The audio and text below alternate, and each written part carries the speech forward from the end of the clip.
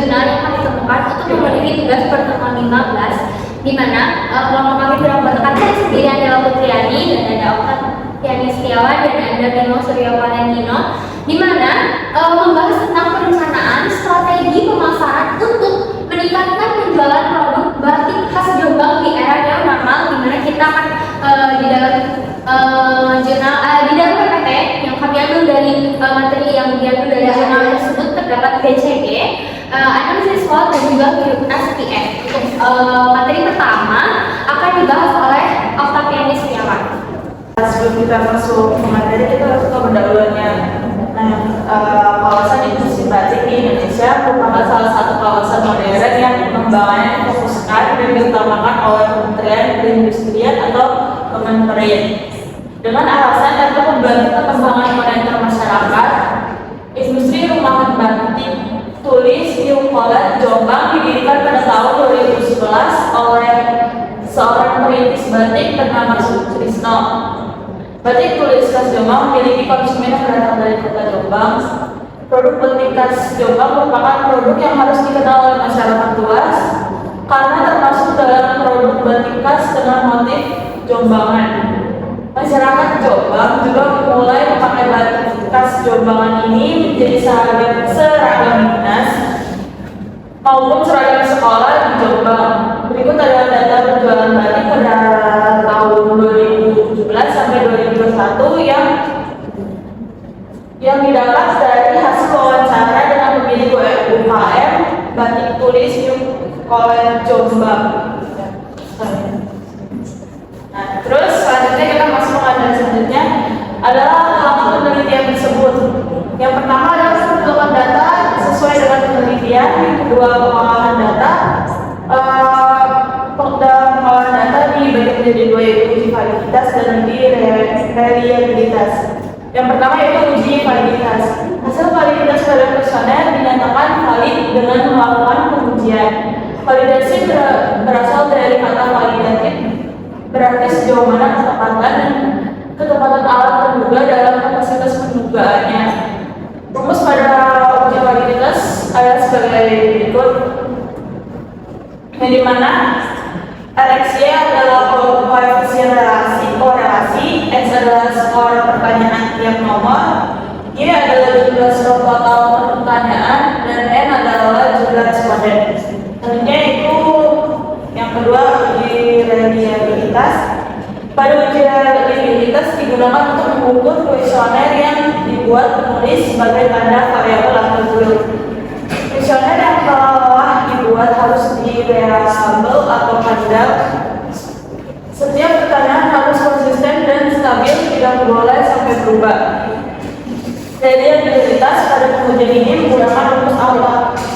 Cronbach rumus alpha tersebut yaitu seperti yang ada di PPT, dan keterangannya adalah R11 adalah reliabilitas, N adalah jumlah item pertanyaan yang diuji, lalu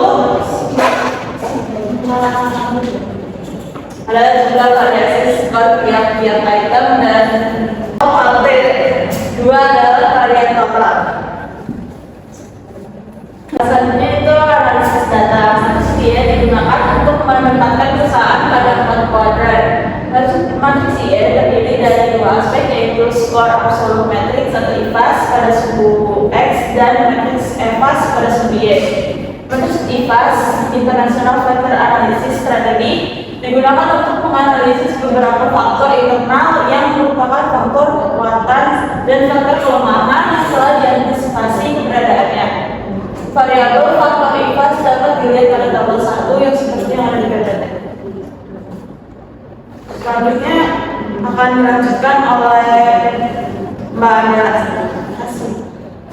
Selanjutnya akan saya lanjutkan, di mana ada langkah-langkah penelitian tersebut adalah pertama matriks EVAS, yaitu digunakan untuk menganalisis faktor eksternal yang dilakukan untuk mendapatkan faktor peluang dan faktor ancaman pada perusahaan.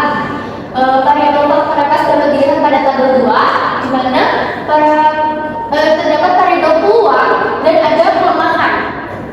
Untuk peluang sendiri itu adalah pertama kepercayaan konsumen terhadap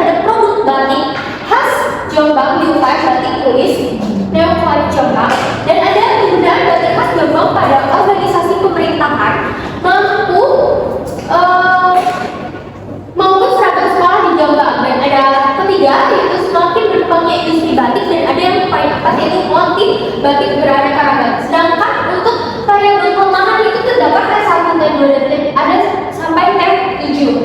Next. Analisis as well of travel sudah pasti kita tahu, yaitu simultaneous opportunity doctrine merupakan proses analisis dari bermacam-macam faktor secara runtut untuk menentukan strategi pemasaran di perusahaan. Kemudian setelah ditelah dari matriks SWOT maka dibuat 4 sel, yaitu SO, WO, WT, dan ST. Dan ada matriks lain yaitu ada BCD untuk menentukan karakteristik unit organisasi yang dibagi menjadi 4 pengaturan berdasarkan perpaduan kemajuan pasar dan porsi perbandingan bisnis. Itu menurut Elizabeth.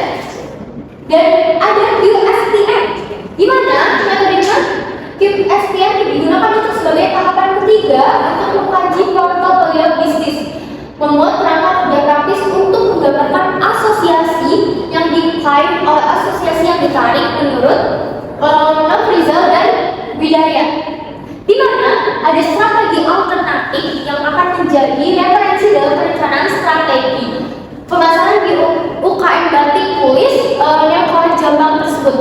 Jadi ada pertama ada 1 sampai 10, di mana poin 1 selalu melakukan inovasi produk dengan motif yang kreatif, memperhatikan daya beli konsumen di era yang mahal, menambah promosi ke media sosial secara inovatif dan kreatif, di mana ada poin keempat melakukan penjualan di marketplace, poin kelima membuka outlet khusus batik khas Jombang sebagai pusat oleh-oleh daerah Jombang, dan mengembangkan penetrasi pasar dengan mengadakan event batik di daerah pelosok, dan poin ke-7 mengembangkan desain packaging untuk menarik minat dari konsumen, dan ada di poin ke-8 yang menambah kerjasama dengan berbagai organisasi untuk memperkenalkan produk, dan poin ke-9 ada standarisasi bahan baku lokal dan impor, dan ada poin terakhir yaitu meletakkan salah satu karyawan untuk memuaskan pada promosi produk,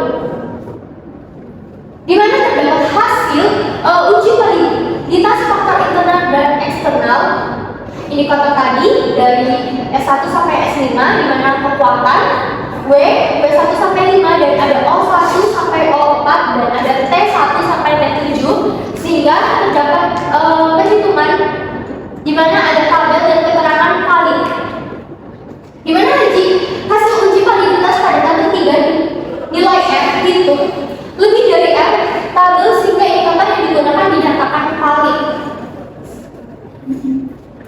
Maka tabel 4 dan tabel 5 didapat di mana hasil uji reliabilitas pada tabel 4 menunjukkan bahwa seluruh item pesanan pada produk yang memiliki nilai core batch alpha lebih dari 0700, dengan demikian dapat dikatakan seluruh item yang digunakan dalam penelitian ini reliable, di mana hasil uji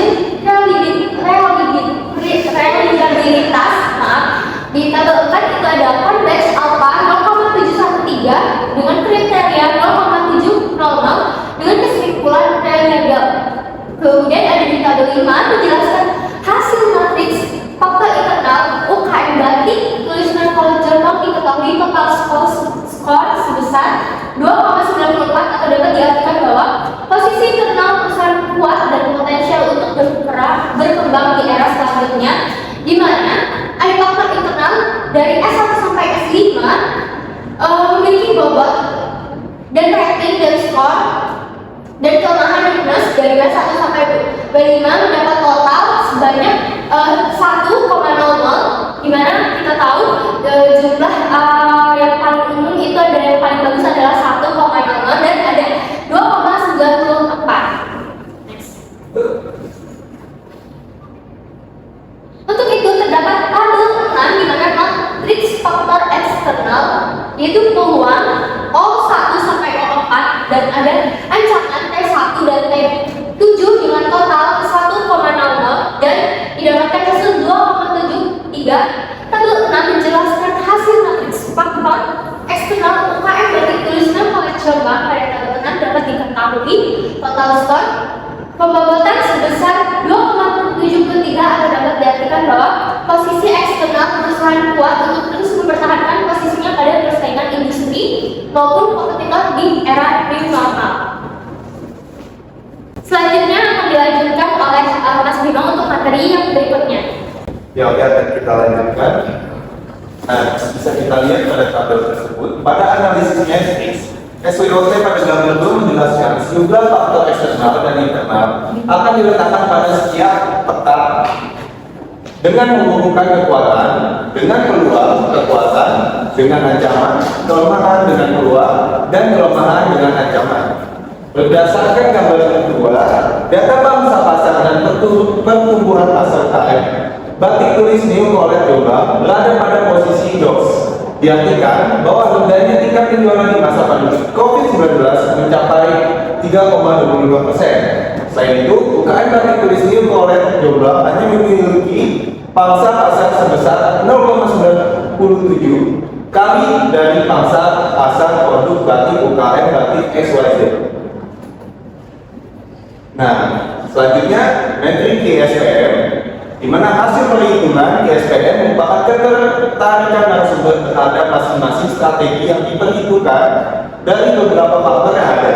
Jika diperhitungkan, nilai total atraktif skor atau TAS diperoleh kemudian mengalihkan setiap masing-masing bobot dari faktor yang ada dengan nilai AS, sehingga dapat diketahui bahwa berdasarkan strategi-strategi yang sudah ditentukan, jenis strategi yang sesuai untuk diterapkan di UKM batik tulis New Colet Jombang dengan urutan alternatif strategi sebagai berikut.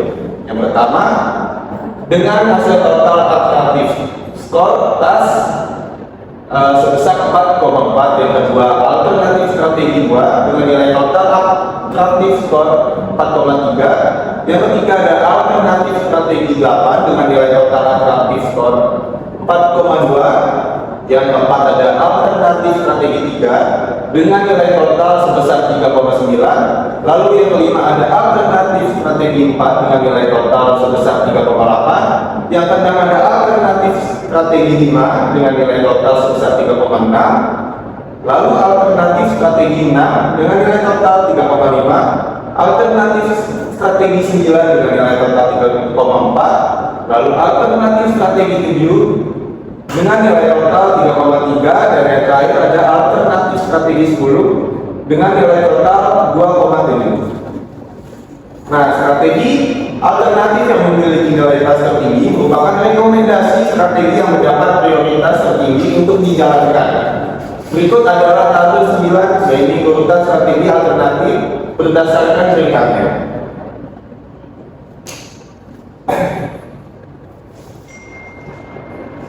Nah, pada tabel 8 kita bisa lihat faktornya, yaitu kekuatan memiliki produk yang berkualitas, perusahaan terus melakukan inovasi produk, harga yang kompetitif, manajemen yang kuat dan terbuka, perusahaan mendapatkan penghargaan tentang pelatihan batik. Lalu kelemahannya, pemasaran produk kurang menjangkau penjual ke pelosok. Lalu promosi kurang maksimal, tingkat pendidikan karyawan relatif rendah. Terus packaging kurang menarik dan tidak melakukan penjualan di marketplace. Lalu peluangnya yaitu ada kepercayaan konsumen terdapat produk batik khas Jombang di UKM batik tulis New Colet Jombang. Lalu penggunaan batik di kelas Jombang pada organisasi pemerintahan maupun seragam sekolah di Jombang. Yang ketiga, ada semakin berkembangnya industri batik. Yang keempat, motif batik beraneka ragam.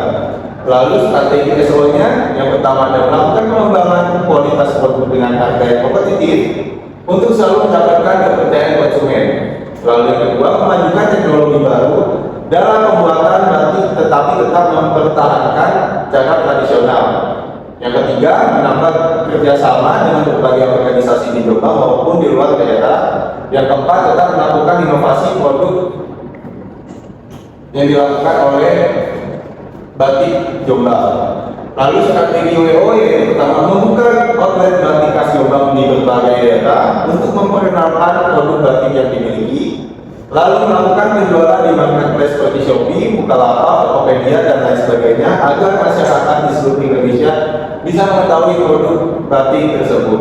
Lalu yang terakhir ada memberikan wawasan atau pembelajaran baru kepada bagian pemasaran agar selalu melakukan promosi melalui video promosi. Nah, tabel 9 di sini menjelaskan bahwa strategi alternatif utama yang dijalankan adalah strategi alternatif ke-1 dengan nilai tas 4,4, yang dimana yang pertama selalu melakukan inovasi produk dengan motif yang kreatif. Lalu yang kedua, memperhatikan daya beli konsumen di era new normal.